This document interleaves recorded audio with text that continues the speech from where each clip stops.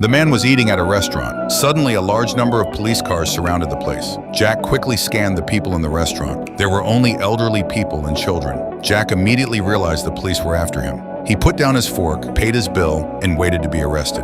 Police! Don't move! Don't move! Don't move! Don't move! You're under arrest for murder. Jack was escorted to the police station. No matter how the officers questioned him, he remained silent. Jack carefully surveyed the police station. His behavior infuriated the chief.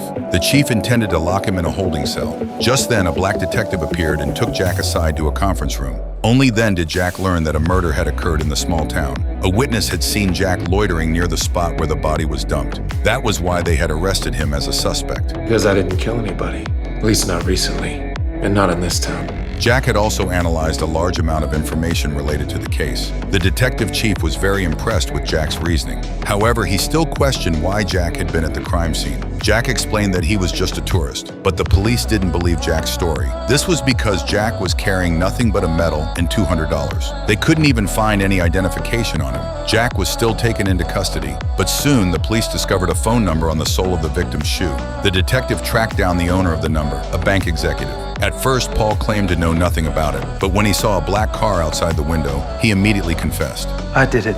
I killed the guy. It was me. The detective immediately realized that Paul was a scapegoat. To gather more clues, the detective temporarily took him into custody. Jack had thought he'd cleared himself of suspicion, but as soon as he left the police station, the detective called him back. The detective suspected that Paul had confessed under threat from Jack. In the end, Jack and Paul were both sent to prison. The prison was filled with violent criminals. Jack was strong and burly. The other inmates didn't dare touch him. So the frail pal became the target of their abuse. But Jack stepped in to protect Paul. You and your friends can leave now, or they can carry your fat ass out in a bucket.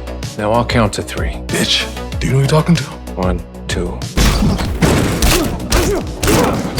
The inmates were intimidated by Jack's violence. From then on, Paul trusted Jack completely and revealed the truth to him. Someone had threatened his family's lives to force him to take the fall. Meanwhile, the police had also confirmed Jack's true identity. West Point graduate, Silver Star, Defense Superior Service Medal, Legion of Merit, Soldier's Medal, Army Commendation Medal, Bronze Star, a second Silver Star, and a Purple Heart. Jack was released. The police also reviewed the bus's surveillance footage, which proved that Jack didn't have the opportunity to commit the crime. The detective, impressed by Jack's deductive skills, invited him to help solve the case.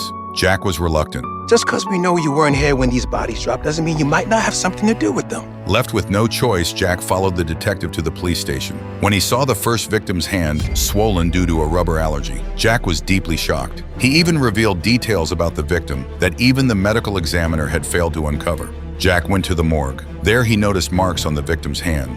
I pinned him against the stove. Didn't know my mother had just turned it off. That's how my brother got this scar. To his shock, the victim turned out to be Jack's brother. This completely changed Jack's perspective. He could no longer stand by and do nothing. I guess I'll find everybody responsible and kill every last one of them.